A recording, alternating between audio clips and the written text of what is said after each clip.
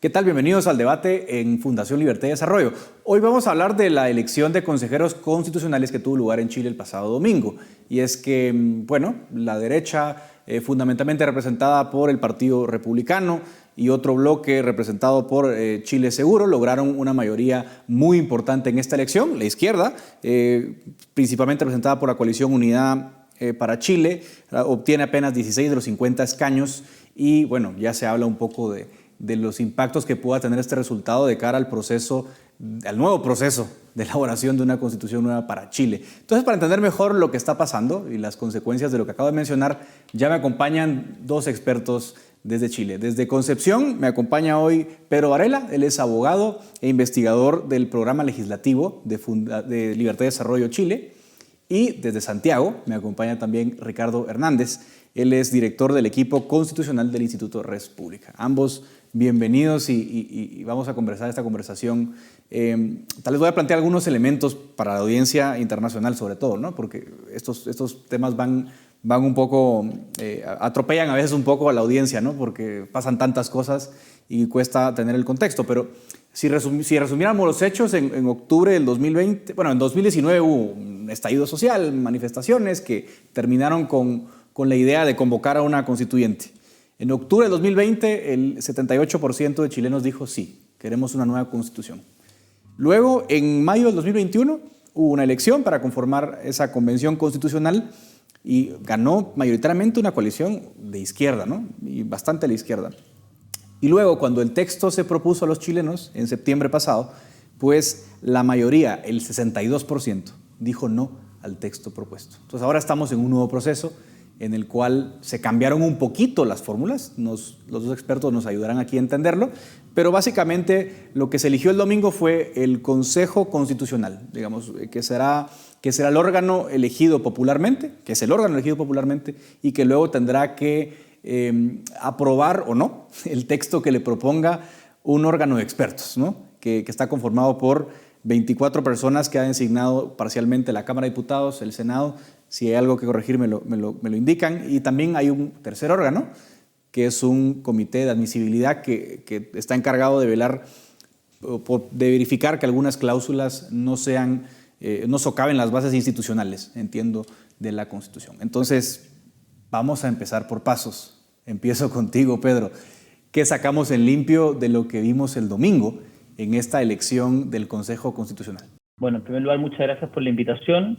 Y yo creo que efectivamente, bueno, tú ya hiciste un muy buen resumen de en qué está este proceso.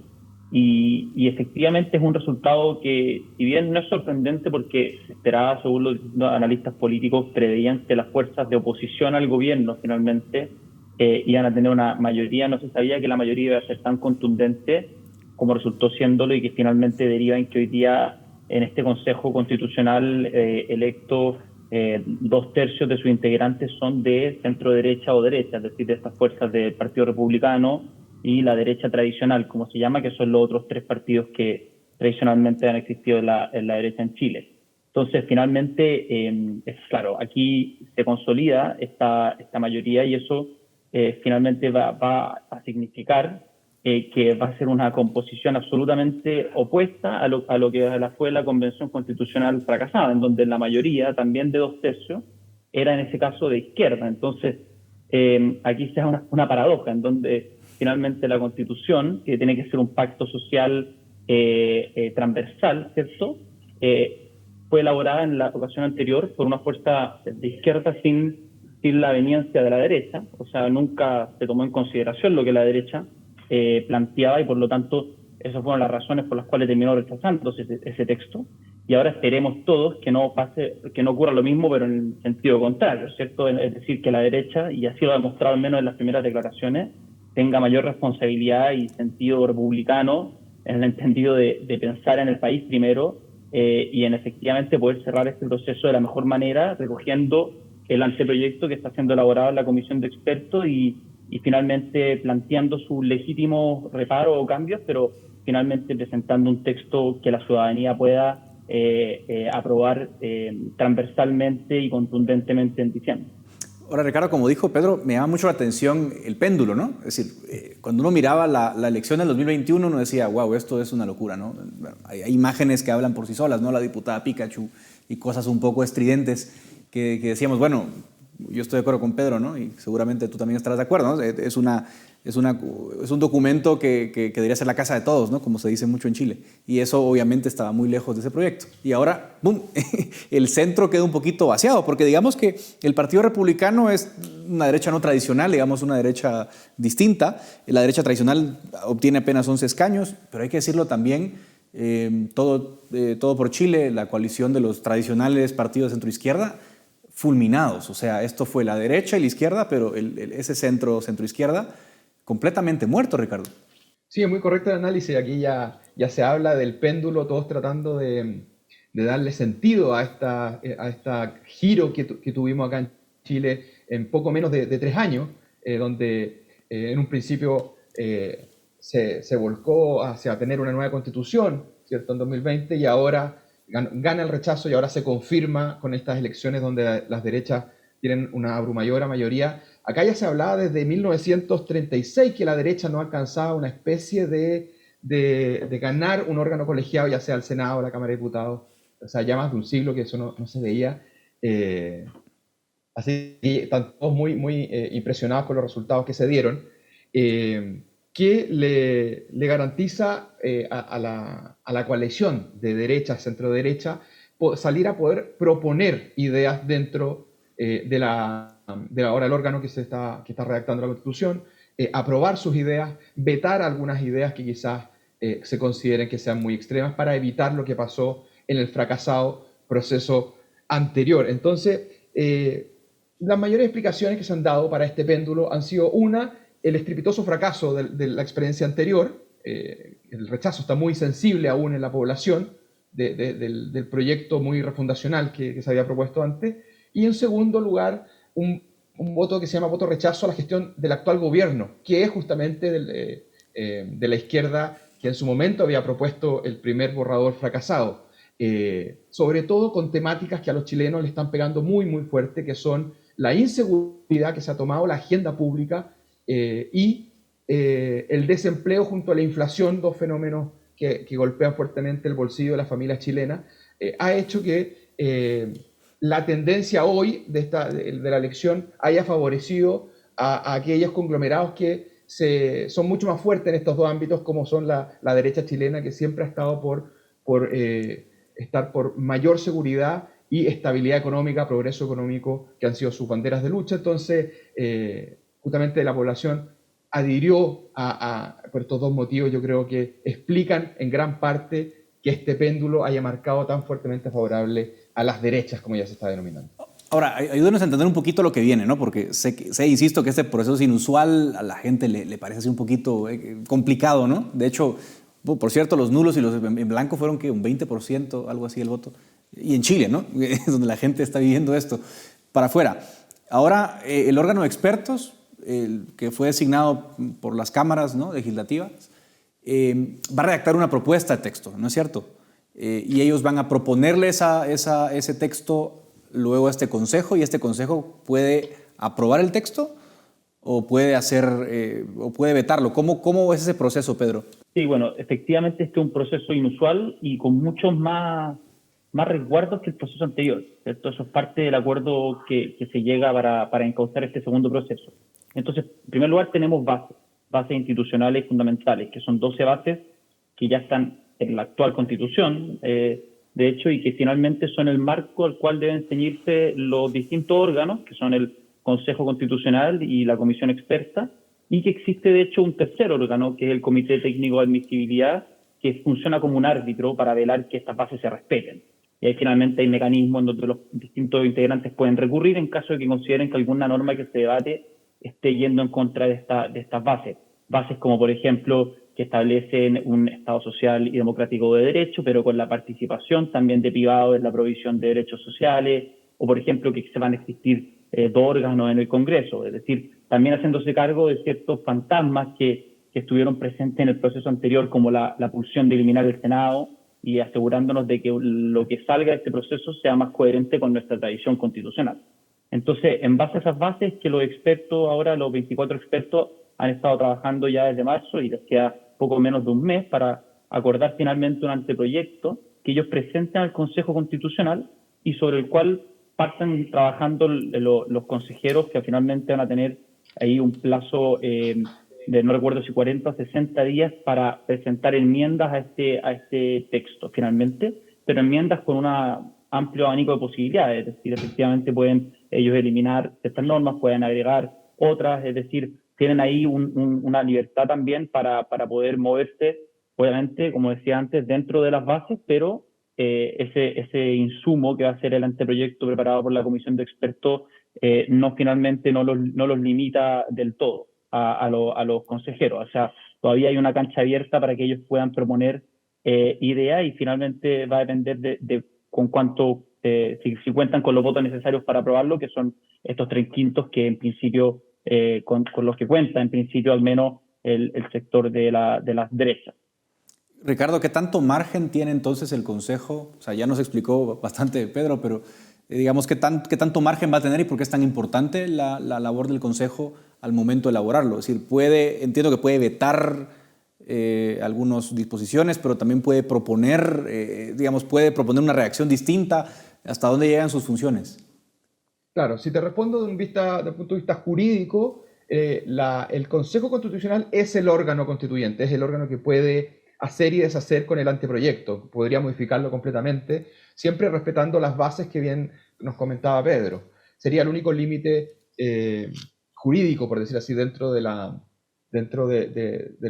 reglas del juego que tiene el Consejo Constitucional, cumpliendo los quórums que bien te mencionábamos con las mayorías que se estarían dando con las elecciones de este domingo. Ahora, políticamente hay que ver los límites que hay respecto al producto de este anteproyecto de los expertos, porque si es un buen anteproyecto, sería ideal que se tome como base y después se va mejorando para obtener la mejor constitución posible, de fruto de los acuerdos y de lo que se converse dentro del órgano.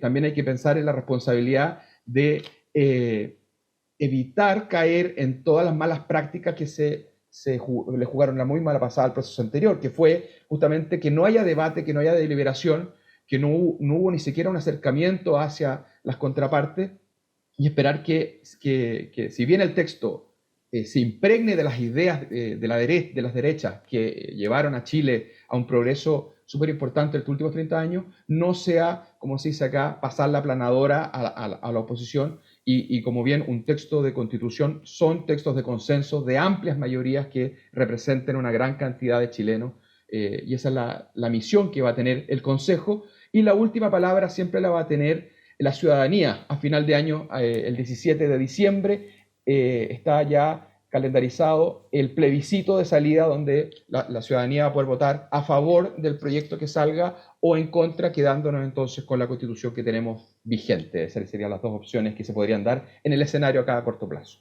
La percepción de ustedes es que las lecciones están aprendidas. Hablemos desde la derecha, que va a ser la que tenga las mayorías, ¿no? Bueno, no están juntos el Partido Republicano y la Alianza Chile Seguro por una razón. Es decir, hay diferencias de matiz, si ustedes quieren, pero hay diferencias. ¿Cómo ven ustedes esa interacción a lo interno del Consejo? Obviamente es una especulación prospectiva, ¿no? Pero ¿se espera o se ve que vaya a haber una actitud más madura respecto al texto, un poco para evitar lo mismo que ustedes han señalado que pasó la vez pasada? Pedro. Sí, yo la verdad es que veo desde un principio mucha mayor humildad por parte de la derecha, no la soberbia que vimos en la izquierda con el triunfo en la convención pasada, en donde decían que las reglas las iban a poner ellos porque ellos interpretaban al pueblo. No hemos escuchado en ningún caso ninguna declaración de ese estilo, mucha mayor responsabilidad también, de entender finalmente que quizás esta es la última oportunidad, porque yo creo que la ciudadanía ya no va a aguantar que finalmente se siga adelante con esta incertidumbre que provoca un proceso constitucional. Entonces yo creo que efectivamente existe ese sentido de responsabilidad transversalmente, esperamos, al menos transversalmente en estas derechas que finalmente van a conformar el Consejo Constitucional. Y claro, si bien el Partido Republicano, como tú mencionabas, no concurrió al acuerdo que habilita este proceso, es decir, en un principio no estaba de acuerdo con que exista un nuevo proceso constitucional al margen de la institucionalidad, por así decirlo, al margen del Congreso, ¿cierto? ellos obviamente entienden que existe, que esto es una decisión democrática y que actualmente es parte del marco vigente y que tiene una regla y hay que respetarla. O sea, salvo contadas excepciones, yo creo que ese ánimo es bastante transversal. Y yo me quiero quedar también aquí con algo que al menos he podido yo valorar de lo que es el proceso hasta ahora. La comisión experta tiene ahí, si bien son expertos, ¿cierto?, designados por los partidos políticos, finalmente hay un arco iris de visiones, ¿cierto?, de los más distintos partidos políticos y tanto partidos, o sea, desde el Partido Comunista hasta el Partido Republicano está representado ahí, y ninguna de las fuerzas políticas tiene los 3/5 necesarios para por sí solo aprobar una norma. ¿Y qué es lo que ha ocurrido hasta ahora, finalmente? Se aprobó un texto base en general, que se dice finalmente, compuesto de 192 artículos. Es decir, de manera unánime, estos 24 expertos, unánime, es decir, acordaron estos 192 artículos y ya tenemos una base finalmente que, por eso yo creo que tiene un valor más allá del contenido, que uno puede entrar a debatir ciertas cosas, que hay en concreto que uno puede no estar de acuerdo, ¿cierto?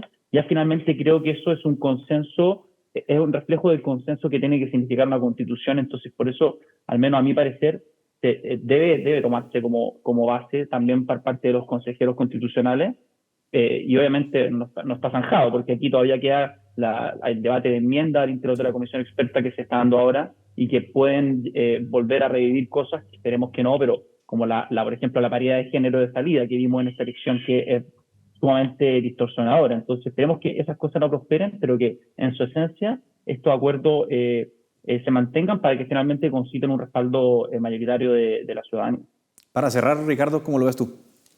Sí, yo coincido con que el tono ha sido muy distinto. Ya desde los primeros momentos de la elección, del mismo domingo, se notó un tono distinto, un tono de humildad, que comprendía que el gran apoyo de los chilenos que se le dio a un sector es más bien coyuntural más que estructural. Es decir, la confianza se le dio a partidos de derecha por el momento que estamos viviendo, respondiendo al fenómeno de estos últimos 3 años que te comentaba al principio del programa. Y segundo, también apoyado lo que dice Pedro, el diseño de este segundo proceso es mucho más favorable a llegar a acuerdos.